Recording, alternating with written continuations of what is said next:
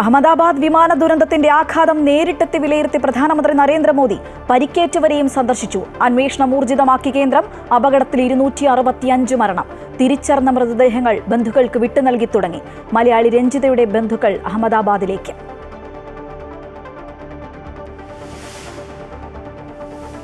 തായ്ലൻഡിൽ നിന്ന് ഡൽഹിയിലേക്കുള്ള air India വിമാനത്തിന് bomb ഭീഷണി. അടിയന്തരമായി നിലത്തിറക്കി. ഫുക്കറ്റിലിറക്കിയ വിമാനത്തിൽ പരിശോധന. ബോംബ് കണ്ടെത്താനായില്ല.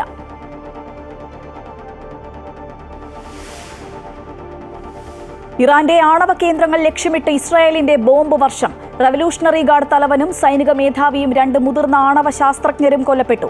പ്രധാന ആണവ റിയാക്ടർ നഥാൻസ് ആക്രമണത്തിൽ തകർന്നു. തിരിച്ചടിച്ചിറാൻ.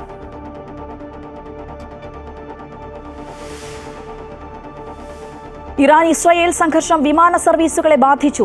ഇറാൻ വ്യോമപാത അടച്ചതിനു പിന്നാലെ ഇന്ത്യയിൽ നിന്നുള്ള 5 എയർ ഇന്ത്യ വിമാനങ്ങൾ തിരികെ മടങ്ങി. 10 എണ്ണം വഴിതിരിച്ചു വിട്ടു. അന്താരാഷ്ട്ര വിപണിയിൽ എണ്ണ സ്വർണ്ണ വിലകൾ കുതിച്ചുയർന്നു. ഇന്ത്യൻ വിപണിയിൽ കനത്ത നഷ്ടം. രൂപയുടെ മൂല്യമിടിഞ്ഞു. സംസ്ഥാനത്ത് സ്വർണ്ണവില പവന് 1560 രൂപ കൂടി 74,360 ആയി.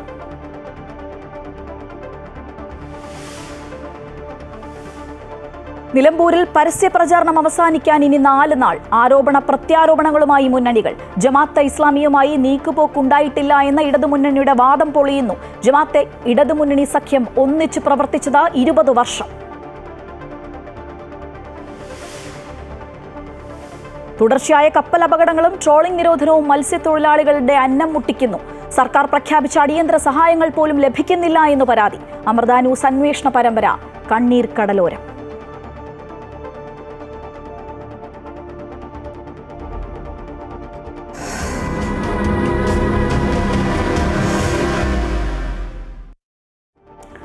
പ്രധാനമന്ത്രി നരേന്ദ്രമോദി അഹമ്മദാബാദിൽ വിമാനാപകടം നടന്ന സ്ഥലം അദ്ദേഹം സന്ദർശിച്ചു. സിവിൽ ആശുപത്രിയിലെത്തിയ അദ്ദേഹം പരിക്കേറ്റവരെയും സന്ദർശിച്ചു. അഹമ്മദാബാദ് വിമാനാപകടത്തിൽ ഇതുവരെ 265 മൃതദേഹങ്ങൾ ആശുപത്രിയിൽ എത്തിയിട്ടുണ്ട്. വിമാനത്തിലുണ്ടായിരുന്ന 242 പേരിൽ 241 പേർക്ക് പുറമെ 24 പ്രദേശവാസികളും മരിച്ചു. അതേസമയം തകർന്നു വീണ വിമാനത്തിന്റെ ബ്ലാക്ക് ബോക്സ് കണ്ടെത്തിയിട്ടുണ്ട്. രാജേഷ് ചേരുകയാണ് ന്യൂസ് ഡെസ്കിൽ നിന്ന്. രാജേഷ്, ഈ വിമാനാപകടവുമായി ബന്ധപ്പെട്ട് ലഭിക്കുന്ന ഏറ്റവും പുതിയ വിവരങ്ങൾ എന്തൊക്കെയാണ്? പ്രധാനമന്ത്രി നരേന്ദ്രമോദി ഇന്ന് സംഭവ സ്ഥലം സന്ദർശിച്ചു എന്നുള്ളതാണ് ഏറ്റവും ഇന്നത്തെ കാര്യത്തിൽ പ്രത്യേകം എടുത്തു പറയേണ്ടത്. അദ്ദേഹം സംഭവ സ്ഥലവും ആശുപത്രിയും സന്ദർശിച്ചു. ഗുജറാത്ത് മുഖ്യമന്ത്രി ഭൂപേന്ദ്ര പട്ടേൽ ഉൾപ്പെടെയുള്ള ഉന്നത ഉദ്യോഗസ്ഥരും അദ്ദേഹത്തെ അനുഗമിച്ചു. സംഭവ സ്ഥലത്ത് അദ്ദേഹത്തെ എങ്ങനെയാണ് അപകടമുണ്ടായി എന്ന കാര്യത്തിലൊക്കെയുള്ള ഒരു പ്രാഥമിക വിശദീകരണവും നൽകി. അതിനുശേഷമാണ് പ്രധാനമന്ത്രി ഈ ആശുപത്രിയിലേക്ക് പോകുന്നത്. അവിടെ പരിക്കേറ്റവരെ കണ്ടു. നേരത്തെ പറഞ്ഞ പോലെ അത്ഭുതകരമായി രക്ഷപ്പെട്ട ആളെയും ദുരിതത്തിൽ അത്ഭുതമായി രക്ഷപ്പെട്ട രമേശ് ബിശ്വാസിനെയും അദ്ദേഹം കാണുകയുണ്ടായി. അദ്ദേഹത്തിൽ നിന്നും കാര്യങ്ങൾ ചോദിച്ചറിഞ്ഞു. അതിനുശേഷം അദ്ദേഹം ഒരു ഉന്നതതല യോഗത്തിൽ പങ്കെടുത്തിട്ടുണ്ട്. കാരണം നേരത്തെ തന്നെ ഇതൊരു അറിയിപ്പ് ലഭിച്ചിരുന്നു, പ്രധാനമന്ത്രി എത്തുമെന്നും ഒരു ഉന്നതതല യോഗം ചേരുമെന്നും. യോഗത്തിൽ എയർ ഇന്ത്യയുടെ CEO ഉൾപ്പെടെയുള്ള പ്രമുഖരും ഗുജറാത്തിലെ ഉന്നത ഉദ്യോഗസ്ഥരുമൊക്കെ പങ്കെടുക്കുന്നുണ്ട്. ഏവിയേഷൻ ഉദ്യോഗസ്ഥരും ചേരുന്നുണ്ട്. അതിനുശേഷം ഒരു പ്രാഥമിക വിലയിരുത്തൽ സർക്കാരിൻ്റെ ഭാഗത്തു നിന്നും ഉണ്ടാകും. അതിനുശേഷമാകും മാധ്യമങ്ങളുമായി പങ്കുവയ്ക്കുക. എന്തായാലും ഈ അപകടത്തെക്കുറിച്ച് വ്യക്തമായ ഏത് കാരണമാണ് എന്ന രീതിയിൽ അറിയണം എന്ന ഒരു ചോദ്യം ഉയരുന്നുണ്ട്. അപകടം എങ്ങനെ ഉണ്ടായി എന്നതിനൊരു മറുപടി സർക്കാർ തലത്തിൽ ഒരു വിശദീകരണം നൽകേണ്ടതുണ്ട്. അത് ഇന്നോ നാളെയോ ഉണ്ടാകുമെന്ന് തന്നെയാണ് നമുക്കിപ്പോൾ മനസ്സിലാക്കാൻ കഴിയുന്നത്. മറ്റൊന്ന്, ഈ അപകട കാരണത്തെക്കുറിച്ച് ഇപ്പോൾ പുറത്തുവരുന്ന വാർത്തകൾ സംബന്ധിച്ചാണ്. ബ്ലാക്ക് ബോക്സ് കണ്ടെത്തിയിട്ടുണ്ട്. 2 ബ്ലാക്ക് ബോക്സുകളാണുള്ളത്. ഒന്ന് മുന്നിലും ഒന്ന് പിന്നിലും. പിന്നിലുള്ള ബ്ലാക്ക് ബോക്സ് ആണ് ഇപ്പോൾ കണ്ടെത്തിയിട്ടുള്ളത്. അതിൽ നിന്ന് ലഭിക്കുന്ന ഡേറ്റ അനുസരിച്ചായിരിക്കും ഇതിൻ്റെ അപകട കാരണം. കൃത്യമായി ഇതിൽ പറന്നുയർന്ന മിനിറ്റുകൾക്കകം തന്നെ അപകടത്തിലേക്ക് വഴിതിരിച്ചു വന്ന സാഹചര്യം എന്താണ് എന്നാണ് ഇപ്പോൾ അന്വേഷണ ഉദ്യോഗസ്ഥർ ഇതിനെക്കുറിച്ച് അന്വേഷിക്കുന്നത്. UK-യും അതുപോലെ അമേരിക്കയും ഉൾപ്പെടെയുള്ള ഏവിയേഷൻ വിഭാഗത്തിലുള്ളവരും ഈ അന്വേഷണത്തിൽ പങ്കുചേരുന്നുണ്ട്. ശരി രാജേഷ്, എന്തായാലും രാജേഷ് സൂചിപ്പിച്ചതുപോലെ അപകട കാരണം എന്താണ് എന്നുള്ളത് ഇനി അറിയാനിരിക്കുന്നതേയുള്ളൂ. വരും മണിക്കൂറുകളിൽ അത് സംബന്ധിച്ചുള്ള വിശദാംശങ്ങൾ ലഭിക്കും എന്ന് തന്നെയാണ് പ്രതീക്ഷ. വിമാന ദുരന്തമാണ് അഹമ്മദാബാദിലുണ്ടായത്. വിമാനത്തിലുണ്ടായിരുന്ന 242 പേരുടെ ജീവൻ കവർന്ന ദുരന്തത്തിന്റെ കാരണം തേടുകയാണ് അന്വേഷണ സംഘം. അതിനു മുൻപ് രാജ്യത്തെ നടുക്കിയ പ്രധാന വിമാന ദുരന്തങ്ങൾ എന്തൊക്കെയെന്ന് നോക്കാം. ഗുജറാത്തിലെ സർദാർ വല്ലഭായ് പട്ടേൽ അന്താരാഷ്ട്ര വിമാനത്താവളത്തിൽ നിന്നും ലണ്ടനിലെ ഗാറ്റ്വിക്കിലേക്ക് പറന്നുയർന്ന എയർ ഇന്ത്യ വിമാനം കത്തിയമർന്നപ്പോൾ നഷ്ടപ്പെട്ടത് നിരവധി ജീവനുകളാണ്. വിമാനത്തിലുണ്ടായിരുന്ന ആളുകൾക്കൊപ്പം വിമാനം ഇടിച്ചിറങ്ങിയ മെഡിക്കൽ കോളേജ് ഹോസ്റ്റലിലെ വിദ്യാർത്ഥികൾക്കും ജീവൻ നഷ്ടമായി. രാജ്യത്തുണ്ടായ രണ്ടാമത്തെ വലിയ അപകടമായാണ് അഹമ്മദാബാദ് അപകടത്തെ കണക്കാക്കുന്നത്. രാജ്യത്തെ ഏറ്റവും വലിയ വിമാനാപകടമുണ്ടായത് 1996 നവംബർ 12-നാണ്. ഹരിയാനയിലെ ചർക്കി ദദ്രി ജില്ലയിൽ സൗദി വിമാനവും കസാക്കിസ്ഥാൻ വിമാനവും കൂട്ടിയിടിച്ചു. 2 വിമാനങ്ങളിലുമായി ഉണ്ടായിരുന്ന 349 പേരും മരിച്ചു. ചരിത്രത്തിൽ ഇന്നുവരെയുള്ളതിൽ വെച്ച് ഏറ്റവും മോശമായ ആകാശ കൂട്ടിയിടിയാണിത്. വ്യോമയാന ചരിത്രത്തിലെ 3ാമത്തെ മാരകമായ വിമാനാപകടം. പൈലറ്റിന്റെ വീഴ്ചയായിരുന്നു ആ അപകടത്തിന് കാരണം. 1978 ജനുവരി 1-നുണ്ടായ എംപറർ അശോക വിമാനാപകടത്തിൽ കൊല്ലപ്പെട്ടത് 213 പേരാണ്. രാജ്യത്തെ 3ാമത്തെ വലിയ വിമാനാപകടം. മുംബൈ ദുബായ് വിമാനം കരയിൽ നിന്ന് 2 മൈൽ അകലെയും പറന്നുയർന്ന് വെറും 4 മിനിറ്റിനുള്ളിലും തകർന്നു വീഴുകയായിരുന്നു. പൈലറ്റിന്റെ പിഴവും യന്ത്രത്തകരാറും അപകടത്തിന് കാരണമായി. 88-ൽ അഹമ്മദാബാദിൽ ഇന്ത്യൻ എയർലൈൻസ് അപകടത്തിൽ മരിച്ചത് 133 പേർ. 158 പേരുടെ ജീവനെടുത്ത അപകടമാണ് 2010-ൽ മംഗലാപുരത്തുണ്ടായത്. കർണാടകയിലെ മംഗലാപുരം വിമാനത്താവളത്തിൽ എയർ ഇന്ത്യ എക്സ്പ്രസ് വിമാനം റൺവേയിൽ നിന്ന് തെന്നിമാറി കൊക്കയിലേക്ക് മറിയുകയായിരുന്നു. പൈലറ്റിന്റെ അമിത ആത്മവിശ്വാസം അപകട കാരണമായി. 1976 ഒക്ടോബർ 12-ന് ബോംബെയിൽ ഇന്ത്യൻ എയർലൈൻസ് ഫ്ലൈറ്റ് 171 തകർന്നു വീണു. വിമാനത്തിലുണ്ടായിരുന്ന 95 പേരും മരിച്ചു. 1990 ഫെബ്രുവരി 14-ന് ബംഗളൂരുവിൽ ഇന്ത്യൻ എയർലൈൻസിന്റെ IC605 വിമാനം തകർന്നു വീണ് 92 പേരാണ് മരിച്ചത്. പൈലറ്റിന്റെ പിഴവും സാങ്കേതിക ആശയക്കുഴപ്പവും അപകടത്തിന് കാരണമായി. പാറ്റ്നയിൽ അലയൻസ് എയർ വിമാനം തകർന്നു വീണ് 60 പേർ മരിച്ചു. കൊൽക്കത്തയിൽ നിന്ന് പറ്റ്ന ലക്നൌ വഴി ഡൽഹിയിലേക്ക് പോവുകയായിരുന്നു വിമാനം. 1993 ഏപ്രിൽ 26-ന് മഹാരാഷ്ട്രയിലെ ഔറംഗബാദിൽ ഇന്ത്യൻ എയർലൈൻസിന്റെ IC49 വിമാനം തകർന്നു വീണ് 55 പേരാണ് മരിച്ചത്. പൈലറ്റിന്റെ പിഴവും ഗതാഗതം നിയന്ത്രിക്കുന്നതിൽ ഉദ്യോഗസ്ഥരുടെ പരാജയവും ദുരന്തത്തിന് കാരണമായി. 5 വർഷങ്ങൾക്ക് മുമ്പാണ് കേരളത്തിൽ വിമാനാപകടമുണ്ടായത്. 2020-ൽ air India express Dubai Kozhikode Vande Bharat വിമാനം തകർന്നു വീണ് പൈലറ്റ് ഉൾപ്പെടെ 20 പേർ മരിച്ചു. ടേബിൾ ടോപ്പ് റൺവേയാണ് അപകടത്തിന് കാരണമെന്നാണ് കണ്ടെത്തൽ. റൺവേയിൽ നിന്ന് തെന്നിമാറിയ വിമാനം 110 അടി താഴ്ചയിലേക്ക് വീണു. ഏറ്റവും സുരക്ഷിതമായ യാത്രാമാർഗങ്ങളിലൊന്നായാണ് വിമാനയാത്രയെ കണക്കാക്കുന്നത്. അതുകൊണ്ട് തന്നെ വിമാനാപകടമുണ്ടാക്കുന്ന ആശങ്കകളും ചെറുതല്ല. News desk Amrita TV. അപ്രതീക്ഷിത വിമാനാപകടത്തിൽ ജീവൻ പൊലിഞ്ഞ പത്തനംതിട്ട പുല്ലാട് സ്വദേശിനി രഞ്ജിതയുടെ വിയോഗ വാർത്ത ഇപ്പോഴും ഉൾക്കൊള്ളാനായിട്ടില്ല ജന്മനാടിന്. രഞ്ജിതയുടെ കുഞ്ഞുങ്ങളെയും പ്രായമായ അമ്മയെയും എങ്ങനെ ആശ്വസിപ്പിക്കുമെന്നറിയാതെ നിസ്സഹായാവസ്ഥയിലാണ് വീട്ടിലേക്ക് എത്തുന്നവരെല്ലാം.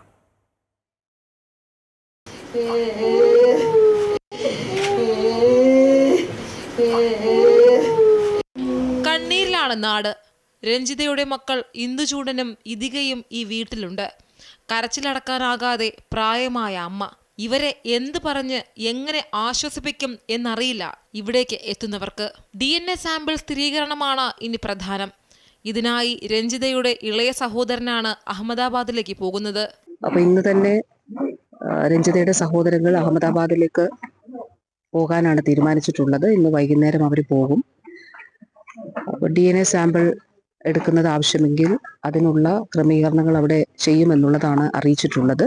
രാഷ്ട്രീയ, സാമൂഹ്യ, സാംസ്കാരിക മേഖലകളിലെ നിരവധി ആളുകൾ ഇന്നലെയും ഇന്നുമായി വീട്ടിലേക്ക് എത്തുന്നുണ്ട്. മനുഷ്യന്റെ ജീവിതം അത് എത്ര പെട്ടെന്നാണ് എല്ലാം ഒരു ഞൊടിയിടയിൽ ചാരമായി പോകുന്നത് എന്നുള്ള കാഴ്ചയാണ് നമ്മൾ കണ്ടത്. കേന്ദ്രമന്ത്രി സുരേഷ് ഗോപി ഇന്നലെ രാത്രി തന്നെ വീട്ടിലെത്തി കുടുംബത്തെ ആശ്വസിപ്പിച്ചു. സർക്കാർ ജോലിയിലെ അവധി അപേക്ഷ നീട്ടി നൽകുന്നതിന് വേണ്ടിയാണ് ലണ്ടനിൽ നഴ്സായ രഞ്ജിത 4 ദിവസത്തെ അവധിക്ക് നാട്ടിലെത്തിയത്. 10 വർഷത്തോളം നീണ്ട പ്രവാസ ജീവിതം അവസാനിപ്പിച്ച് ഓണത്തിന് തിരികെ നാട്ടിലെത്താം എന്ന പ്രതീക്ഷയിലായിരുന്നു ഇത്തവണ വിമാനം കയറിയത്. അമൃത ന്യൂസ്, പത്തനംതിട്ട. കേന്ദ്ര വ്യോമയാന മന്ത്രി റാംമോഹൻ നായിഡുവുമായി ഫോണിൽ സംസാരിച്ചുവെന്ന് ആന്റണി MP. ഫോൺ രഞ്ജിതയുടെ അമ്മയ്ക്കും സഹോദരനും കൈമാറിയെന്നും മന്ത്രി കുടുംബത്തെ ആശ്വസിപ്പിച്ചുവെന്നും MP പറഞ്ഞു. രഞ്ജിതയുടെ സഹോദരനെ വ്യോമയാന മന്ത്രാലയത്തിന്റെ ഉദ്യോഗസ്ഥർ തന്നെ വിമാനത്താവളത്തിൽ സ്വീകരിച്ച് നടപടിക്രമങ്ങൾ പൂർത്തിയാക്കുമെന്നും അദ്ദേഹം അറിയിച്ചു. സിവിൽ ഏവിയേഷൻ മിനിസ്റ്റർ റാംമോഹൻ നായിഡുമായി എനിക്ക് നേരിൽ ടെലിഫോണിൽ സംസാരിക്കാൻ അവസരമുണ്ടായി. ഇന്ന് പ്രൈം മിനിസ്റ്റർ അവിടെ എത്തിയിട്ടുണ്ടായിരുന്നു. ആ മീറ്റിംഗിന് ശേഷമാണ് ഞാൻ വിളിച്ചു എന്നറിഞ്ഞുകൊണ്ട് എന്നെ തിരിച്ചു വിളിച്ചു. കുടുംബാംഗങ്ങളുമായി മന്ത്രി നേരിട്ട് തന്നെ ടെലിഫോണിൽ സംസാരിച്ചു. ഇവിടുന്ന് രഞ്ജിതയുടെ സഹോദരനടക്കം ബന്ധുക്കൾ ഇന്ന് അഹമ്മദാബാദിലേക്ക് പോകുന്നുണ്ട്. വൈകുന്നേരം മുംബൈ വഴി അഹമ്മദാബാദിൽ എത്തുക എന്നുള്ളതാണ് പ്ലാൻ ചെയ്തിരിക്കുന്നത്. കേന്ദ്ര ഗവൺമെന്റ് തന്നെ നേരിട്ട് ബന്ധപ്പെട്ട് എല്ലാ കാര്യങ്ങൾക്കുമുള്ള സഹായം ഉണ്ടാകുമെന്നുള്ളത് അറിയിച്ചിട്ടുണ്ട്. അവരെ എയർപോർട്ടിൽ തന്നെ റിസീവ് ചെയ്യാനും ബോഡി ഐഡന്റിഫൈ ചെയ്യാനുള്ള എല്ലാ കാര്യങ്ങൾക്കും വേണ്ട സഹായങ്ങൾ ചെയ്തു കൊടുക്കാനും ബോഡി നാട്ടിലെത്തിക്കാനുള്ള എല്ലാ ക്രമീകരണങ്ങളും ചെയ്യും. അഹമ്മദാബാദ് വിമാനാപകടം രാജ്യത്തെ നടുക്കിയ ഏറ്റവും വലിയ ദുരന്തമെന്ന് മുഖ്യമന്ത്രി പിണറായി വിജയൻ. മരണപ്പെട്ടവർക്ക് ആദരാഞ്ജലികൾ അർപ്പിക്കുന്നുവെന്നും അപകടത്തിന്റെ കാരണം കണ്ടെത്തണമെന്നും മുഖ്യമന്ത്രി പറഞ്ഞു. അത്യന്തം ദാരുണമായ സംഭവമാണ് ഇന്നലെ ഉണ്ടായത്. ഇതുമായി ബന്ധപ്പെട്ട കാര്യങ്ങൾ വിശദമായി പരിശോധിക്കേണ്ടതുണ്ട് എന്നുള്ളതാണ് ഇപ്പോൾ വരുന്ന വാർത്തകളിൽ നിന്ന് വ്യക്തമാകുന്നത്. അതുമായി ബന്ധപ്പെട്ടുള്ള പരിശോധനകൾ ആരംഭിച്ചതുകൊണ്ട് ഇപ്പോൾ അതിൻ്റെ പ്രാരംഭഘട്ടത്തിൽ മറ്റൊരു അഭിപ്രായം പറയാറായിട്ടില്ല. ഏതായാലും രാജ്യം കണ്ട ഏറ്റവും വലിയ വിമാന ദുരന്തങ്ങളിൽ ഒന്നായിട്ടാണ് ഇത് മാറിയത്. ഇത് എങ്ങനെ സംഭവിച്ചു എന്നത് കണ്ടെത്തി സുരക്ഷ ഒരുക്കുന്നതിനാവശ്യമായ എല്ലാ നടപടികളും സ്വീകരിക്കേണ്ടതായിട്ടുണ്ട്. തായ്ലൻഡിൽ നിന്നും ഡൽഹിയിലേക്ക് പറന്നുയർന്ന എയർ ഇന്ത്യ വിമാനത്തിന് ബോംബ് ഭീഷണി. AI-379 എന്ന വിമാനത്തിനാണ് ബോംബ് ഭീഷണി. വിമാനം തായ്ലൻഡിലെ ഫുക്കറ്റിൽ അടിയന്തരമായി ഇറക്കി പരിശോധന നടത്തി. രാവിലെ 9:30 ഡൽഹിയിൽ നിന്നാണ് വിമാനം യാത്ര തിരിച്ചത്. 156 യാത്രക്കാരായിരുന്നു വിമാനത്തിൽ ഉണ്ടായിരുന്നത്. ഇവരെ അടിയന്തരമായി എമർജൻസി എക്സിറ്റ് വഴി പുറത്തിറക്കി. അതേസമയം വിമാനത്തിൽ നടത്തിയ പ്രാഥമിക പരിശോധനയിൽ അപായകരമായി ഒന്നും തന്നെ കണ്ടെത്താനായിട്ടില്ല. ഇറാന്റെ ആണവ കേന്ദ്രങ്ങളെ ലക്ഷ്യമിട്ട ഇസ്രായേലിന്റെ ഓപ്പറേഷൻ റൈസിംഗ് ലയൺ ടെഹ്റാനിൽ നിരവധിയിടങ്ങളിൽ ബോംബ് വർഷം നടത്തി. ഇറാൻ റവല്യൂഷണറി ഗാർഡ് തലവൻ ഹൊസൈൻ സലാമിയും 2 മുതിർന്ന ആണവ ശാസ്ത്രജ്ഞരും കൊല്ലപ്പെട്ടതായി റിപ്പോർട്ടുണ്ട്. സൈനിക മേധാവി മുഹമ്മദ് ബഖേരിയുടെ മരണവും ഇറാൻ സ്ഥിരീകരിച്ചു. പ്രധാന ആണവ റിയാക്ടർ നതാൻസ് ആക്രമണത്തിൽ തകർന്നു. ഇസ്രായേലിലേക്കുള്ള അനാവശ്യ യാത്രകൾ ഒഴിവാക്കണമെന്ന് ഇന്ത്യക്കാർക്ക് എംബസി നിർദ്ദേശം നൽകി. അതിനിടെ ഇറാൻ തിരിച്ചടിച്ചു തുടങ്ങി. ടെഹ്റാന് വടക്കുകിഴക്കൻ ഭാഗത്തായാണ് പുലർച്ചെയോടെ ഇസ്രായേലിന്റെ കനത്ത ആക്രമണമുണ്ടായത്. ഇറാന്റെ ആണവ പദ്ധതികളെ ലക്ഷ്യമിട്ടാണ് ഇസ്രായേൽ നേഷൻ ഓഫ് ലയൺസ് എന്ന പേരിൽ ആക്രമണം നടത്തുന്നത്. ഇറാൻ ആണവ കേന്ദ്രങ്ങളിൽ ആക്രമണത്തിന് ഇസ്രായേൽ പദ്ധതിയിടുന്നു എന്ന് US രഹസ്യാന്വേഷണ ഏജൻസികൾക്ക് നേരത്തെ വിവരം ലഭിച്ചിരുന്നു. അതിനാൽ തന്നെ അമേരിക്ക കടുത്ത ജാഗ്രതാ നിർദ്ദേശങ്ങൾ നൽകിയിരുന്നു. ആക്രമണ സാധ്യതയുടെ പശ്ചാത്തലത്തിൽ ഇറാഖിലെ ചില ജീവനക്കാരെ ഒഴിപ്പിക്കാനും പെന്റഗൺ അനുമതി നൽകിയിരുന്നു. മിഡിൽ ഈസ്റ്റിൽ നിന്നും സൈനിക കുടുംബാംഗങ്ങൾക്ക് പിന്മാറാനുള്ള അനുമതിയും പെന്റഗൺ നൽകി. മേഖലയിലുടനീളം സൈനിക സംഘർഷ സാധ്യത ഉയരുന്ന പശ്ചാത്തലത്തിലാണ് സുരക്ഷാ മുൻകരുതലുകൾ കൂടുതൽ ശക്തമാക്കുന്നതെന്നാണ് റിപ്പോർട്ടുകൾ. ഇറാനിലെ ആണവ കേന്ദ്രങ്ങളെ ലക്ഷ്യം വെച്ച് ആക്രമണം നടത്തിയെന്ന് സ്ഥിരീകരിച്ച ഇസ്രായേൽ പ്രധാനമന്ത്രി ബെന്യാമിൻ നെതന്യാഹു രംഗത്തെത്തി. ഇതിനെതിരായ ഓപ്പറേഷൻ ദിവസങ്ങളോളം തുടരുമെന്നും അദ്ദേഹം പറഞ്ഞു. Iran has taken steps that it has never taken before, steps to weaponize this enriched uranium.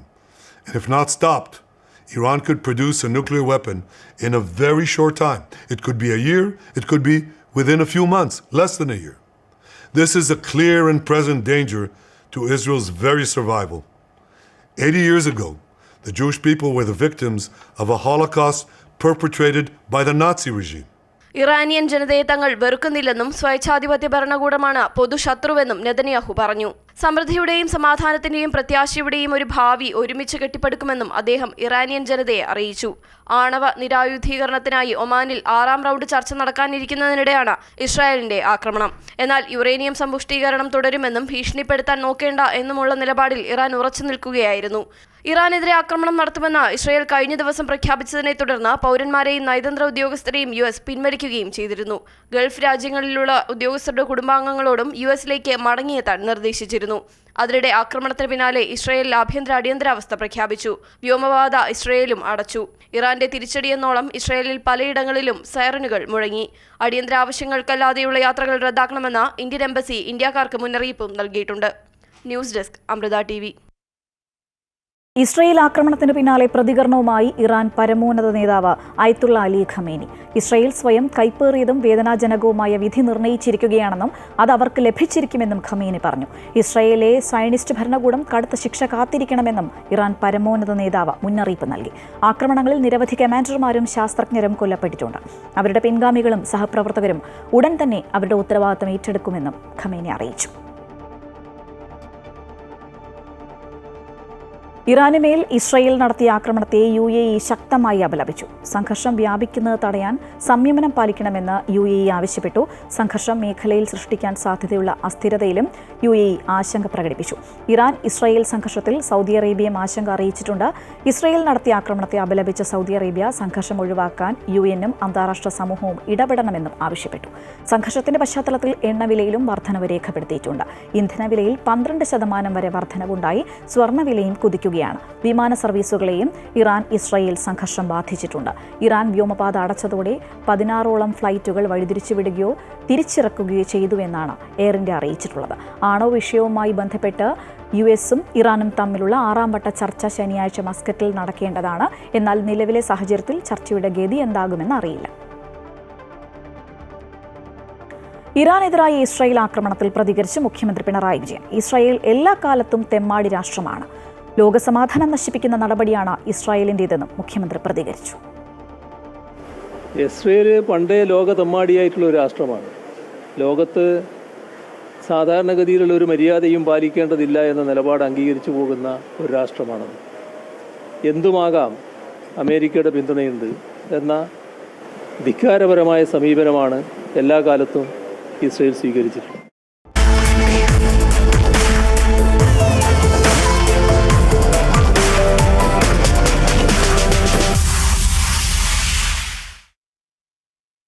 ആരോപണ പ്രത്യാരോപണങ്ങളുമായി നിലമ്പൂരിൽ പ്രചാരണം കൊഴുക്കുകയാണ്. സ്വരാജിനു വേണ്ടി മുഖ്യമന്ത്രിയും നിലമ്പൂരിലുണ്ട്.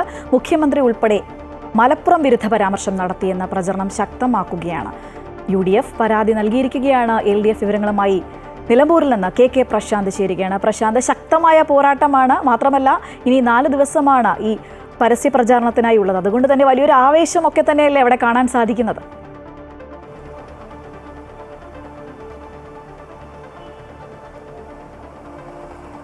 ശ്രീജ, തീർച്ചയായും വലിയ ആവേശത്തിൽ തന്നെയാണ് നിലമ്പൂരുള്ളത്. പ്രത്യേകിച്ച് നേരത്തെ സൂചിപ്പിച്ച പോലെ തെരഞ്ഞെടുപ്പിന് ദിവസങ്ങൾ മാത്രം, അതിൽ തന്നെ ഇനി പരസ്യ പ്രചരണം എന്ന നിലയിലേക്ക് 4 ദിവസങ്ങൾ മാത്രമാണ്. അതുകൊണ്ട് തന്നെ പരമാവധി നേതാക്കളെ ഇറക്കിക്കൊണ്ടുള്ള പ്രചരണമാണ്. എല്ലാ മേഖലയിലേക്കും ഓരോ പ്രദേശങ്ങൾ കേന്ദ്രീകരിച്ച് ഓരോ നേതാക്കൾക്ക് ചുമതല കൊടുത്തുകൊണ്ട് അത്തരത്തിലുള്ള ഒരു പ്രചരണമാണ് എല്ലാ മുന്നണികളും മുന്നോട്ട് വെക്കുന്നത്. ഏതൊക്കെ നേതാക്കളെ ഇറക്കിയാലാണ് അവിടെ നിന്നൊക്കെ വോട്ട് കിട്ടുക എന്നുള്ളത് വളരെ കൃത്യമായി തന്നെ പരിശോധിച്ചാണ് പല മേഖലകളിലും നേതാക്കൾ നേരിട്ട് വീടുകളിലേക്ക് അടക്കം ഇറങ്ങി ക്യാമ്പയിനുകൾക്ക് നേതൃത്വം നൽകുന്നത്. ഒപ്പം തന്നെ കൂടുതൽ സംസ്ഥാന നേതാക്കൾ വരുന്നു. ഇന്ന് മുഖ്യമന്ത്രി LDF-നായി മണ്ഡലത്തിൽ പ്രചരണത്തിലുണ്ട്. 3 ദിവസം മുഖ്യമന്ത്രി മണ്ഡലത്തിലുണ്ടാവും. ഇന്ന് പ്രിയങ്ക ഗാന്ധി കൂടി എത്തേണ്ടതാണ്. പക്ഷേ പ്രിയങ്ക ഗാന്ധി ഈ വിമാന അപകടത്തിന്റെ പശ്ചാത്തലത്തിൽ ഞായറാഴ്ചത്തേക്ക് പ്രിയങ്ക ഗാന്ധിയുടെ പരിപാടികൾ മാറ്റിയിട്ടുണ്ട്. പ്രിയങ്ക ഗാന്ധി ഇറക്കി മുൻനിർത്തി. കാരണം വനിതാ വോട്ടർമാരെ കൂടുതൽ ആ വോട്ടുകൾ പൂർണ്ണമായും ഉറപ്പിക്കുക എന്നുള്ളതാണ് UDF ഉദ്ദേശിക്കുന്നത്. അതേസമയം കൂടുതൽ ദേശീയ നേതാക്കളെയും ഒപ്പം തന്നെ സംസ്ഥാനത്തെ പ്രധാനപ്പെട്ട നേതാക്കളെല്ലാം തന്നെ രംഗത്തിറക്കിയാണ് NDAയുടെ പ്രചരണം മുന്നോട്ട് പോകുന്നത്. തൃണമൂൽ കോൺഗ്രസിന്റെ പിന്തുണയോടുകൂടി, തൃണമൂൽ കോൺഗ്രസ് സ്ഥാനാർത്ഥിയല്ല, സ്വതന്ത്രനാണെങ്കിൽ പോലും PV അൻവർ തൃണമൂൽ കോൺഗ്രസിന്റെ കൂടുതൽ ആളുകളെ രംഗത്തിറക്കിയുള്ള നീക്കം നടക്കുന്നു. മറ്റ് സംസ്ഥാനത്തിന്റെ വിവിധ ഭാഗങ്ങളിൽ നിന്ന് കൺവീനർമാർ, കോർഡിനേറ്റർമാരടക്കം ക്യാമ്പ് ചെയ്താണ് PV അൻവറിന് വേണ്ടി മണ്ഡലത്തിൽ പ്രചരണം മുന്നോട്ട് പോകുന്നത്. ആരോപണ പ്രത്യാരോപണങ്ങളും അതിനുള്ള മറുപടി, അങ്ങനെ നിരവധിയായ പ്രചരണ പ്രവർത്തനങ്ങൾ മുന്നോട്ട് പോകുന്നു. പ്രത്യേകിച്ച് വികസനമായിരുന്നു ഈ കഴിഞ്ഞ കുറച്ച് ദിവസങ്ങളായി ചർച്ചയെങ്കിൽ ഇപ്പോൾ മലപ്പുറവുമായി ബന്ധപ്പെട്ട ഇതിനു മുൻപ് നേതാക്കൾ അങ്ങോട്ടും ഇങ്ങോട്ടും നടത്തിയ പരാമർശങ്ങളടക്കം ഈ പ്രചരണ ആയുധമാക്കിയാണ് ഇപ്പോൾ ഈ ഘട്ടത്തിൽ മുന്നോട്ട് പോകുന്നത്.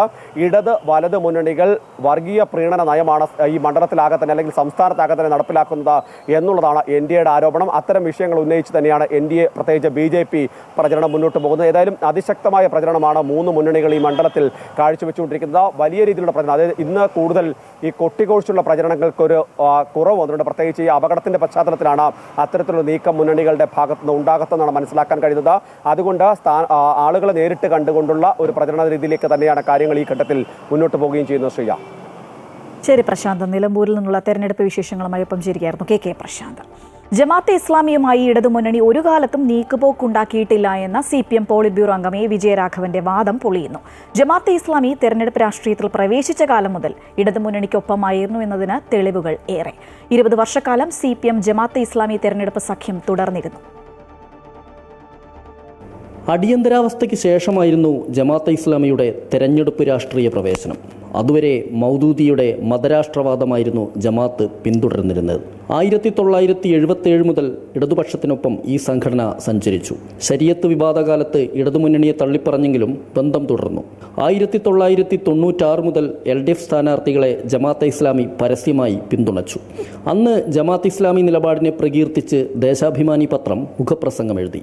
2001 ജമാഅത്തിൻ്റെ വിദ്യാർത്ഥി സംഘടനയായ സിമിയെ നിരോധിച്ചെങ്കിലും CPM ബന്ധത്തിന് തടസ്സമുണ്ടായില്ല. 2006 ജമാഅത്തും PDPയും ഇടതു സ്ഥാനാർത്ഥികളെ പിന്തുണച്ചു. CPMഉം ജമാഅത്തെ ഇസ്ലാമിയും ഒരേപോലെ ഒരു മുന്നണിയിലെ പോലെ തന്നെ പ്രവർത്തിച്ചു എന്നുള്ളതിന് വളരെ തെളിവുകൾ നമ്മുടെ മുമ്പിലുണ്ട്. അപ്പോൾ അതിൻ്റെ ഒരു തെളിവ് എന്ന് പറഞ്ഞാൽ ദേശാഭിമാനിയുടെ മുഖപ്രസംഗമുണ്ട്. പിന്നെ VS അച്യുതാനന്ദൻ മുഖ്യമന്ത്രിയായിരിക്കുന്ന സമയത്ത്, അതായത് സച്ചാർ കമ്മീഷൻ റിപ്പോർട്ട് എങ്ങനെ കേരളത്തിൽ നടപ്പാക്കണം എന്ന് പഠിക്കാൻ വേണ്ടി പാലോളി കമ്മീഷൻ റിപ്പോർട്ട് അതിനൊരു കമ്മിറ്റി വെച്ചപ്പം ആ VS അച്യുതാനന്ദനായിരുന്നു മുഖ്യമന്ത്രി. ആ കമ്മിറ്റിയിൽ അബ്ദുറഹ്മാനാണ് ജമാഅത്തെ ഇസ്ലാമിയുടെ പ്രതിനിധിയായിട്ട് അതിലുണ്ടായിരുന്നത്. 2015 തദ്ദേശ തെരഞ്ഞെടുപ്പിൽ 51 പഞ്ചായത്തുകളിൽ ജമാഅത്തെ ഇസ്ലാമിയുടെ രാഷ്ട്രീയ ദളമായ വെൽഫെയർ പാർട്ടിയുമായി ഇടതുമുന്നണി കൈകോർത്തു. നിലമ്പൂർ നിയോജക മണ്ഡലത്തിലെ വഴിക്കടവ് പഞ്ചായത്തിൽ പോലും നീക്കുപോക്കുണ്ടായിരുന്നു. അടുത്ത കാലം വരെ ജമാഅത്തെ ഇസ്ലാമിയുടെ ഇഫ്താർ വിരുന്നുകളിൽ CPM നേതാക്കൾ പങ്കെടുക്കാറുണ്ടായിരുന്നു. ജമാഅത്തുമായി യാതൊരു സഖ്യവും ഉണ്ടായില്ലെന്ന CPM നേതാവ് A. വിജയരാഘവൻ്റെ വാദം ശരിയല്ലെന്നാണ് രാഷ്ട്രീയ നിരീക്ഷകർ ചൂണ്ടിക്കാട്ടുന്നത്. S. വിനേഷ് കുമാർ, അമൃത ന്യൂസ്, കോഴിക്കോട്.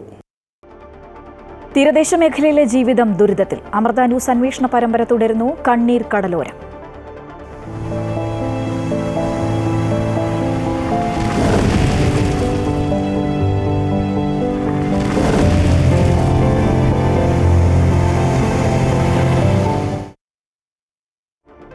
സർക്കാർ പ്രഖ്യാപിച്ച അടിയന്തര സഹായങ്ങൾ ലഭിക്കാതെ ബുദ്ധിമുട്ടിലായിരിക്കുകയാണ് കൊല്ലത്തെ മത്സ്യത്തൊഴിലാളികൾ.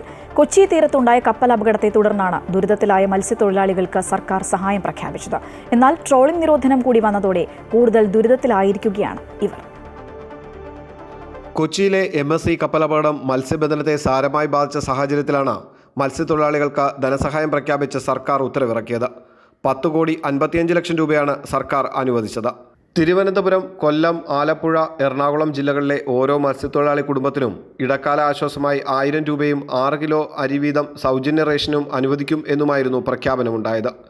എന്നാൽ വാർത്തകളിലൂടെ അറിഞ്ഞതല്ലാതെ സഹായങ്ങൾ തങ്ങളുടെ കൈകളിലേക്ക് എത്തിയില്ല എന്നാണ് മത്സ്യത്തൊഴിലാളികളുടെ പരാതി. ഇപ്പോഴത്തെ ഈ മന്ത്രിസഭയിൽ ഈ പറയുന്നത് മൊത്തം വെറും കള്ളത്തരങ്ങളാണ്. മത്സ്യത്തൊഴിലാളിക്ക് ഒരുപാട് ആനുകൂല്യം, ഒരു ആനുകൂല്യം കിട്ടുന്നില്ല. ഞങ്ങളിവിടെ വന്ന് കഷ്ടപ്പെട്ട് ചരുവ് എടുത്താൽ ഞങ്ങൾക്ക് ജീവിക്കാം, ഇല്ലെങ്കിൽ ഞങ്ങൾക്ക് ഇന്ന് വരെ ഒരു ആനുകൂല്യം കിട്ടിയിട്ടുമില്ല. ഈ മേഖല നശിച്ചു പോയാൽ പിന്നെ ഞങ്ങൾക്ക് ജീവിതവും ഇല്ല. സംസ്ഥാന ദുരന്ത പ്രതികരണ നിധിയിൽ നിന്നുമാണ് 1000 രൂപ വീതം നൽകുന്നതിനായുള്ള ഫണ്ട് അനുവദിക്കാൻ സർക്കാർ തീരുമാനമെടുത്തത്. ഇതിലേക്കായി 10,55,18,000 രൂപ അനുവദിച്ചു. അടിയന്തരമായി മത്സ്യത്തൊഴിലാളികളുടെ കൈകളിലേക്ക് ഈ തുക എത്തിക്കുമെന്നായിരുന്നു സർക്കാർ വാഗ്ദാനം.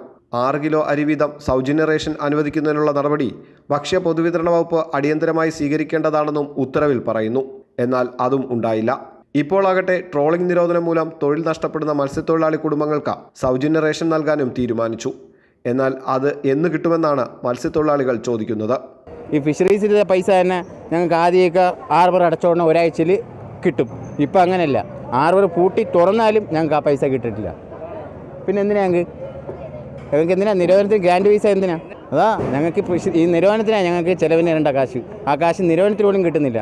നിരോധനം കഴിഞ്ഞിട്ടാണ് ഈ പൈസ വരെ കിട്ടുന്നത്. അപ്പോൾ ഞങ്ങൾ എന്തോ ചെയ്യും? മത്സ്യബന്ധന മേഖലയിലെ പ്രശ്നങ്ങൾ തിരിച്ചറിഞ്ഞ് സർക്കാർ ഇവർക്ക് അടിയന്തര സഹായവും ആശ്വാസ സഹായവും പ്രഖ്യാപിച്ചു. പക്ഷേ അതിനി എന്ന് കിട്ടുമെന്ന് ആർക്കും അറിയില്ല. പ്രദീപ് വാളത്തുങ്കലിനൊപ്പം സുധീഷ്, അമൃത ന്യൂസ്, കൊല്ലം. ഉച്ചവാർത്ത പൂർത്തിയാവുകയാണ്. കൂടുതൽ വാർത്തകൾ അമൃത ന്യൂസ് യൂട്യൂബ് ചാനലിൽ കാണാം.